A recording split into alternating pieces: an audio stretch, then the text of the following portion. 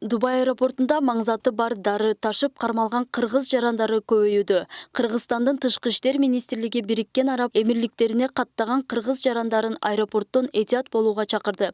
Мекеменин расмий сайтына жарыяланган билдирүүдө Дубайдын аэропортунда соңку кездери бул өлкөдө тыюу салынган дары-дармекти, тактап айтканда маңзат аралашкан лирика деген препаратты мыйзамсыз алып кирүү фактыларына байланыштуу кыргызстандыктар колго түшкөн учурлар көбөйүп жатканы айтылат. Анда тышкы иштер министрлиги бейтааныш же шектүү адамдардан ар кандай конверт же бандероль албоону, ошондой эле тыюу салынган буюм же зат табылса жоопкерчилик ошол жүктү ташып бара жаткан адамдын мойнуна жүктөлөөрүн эскертти. Прегабалин деген препарат катуу ооруну басуу үчүн рецепт боюнча гана берилүүгө тийиш.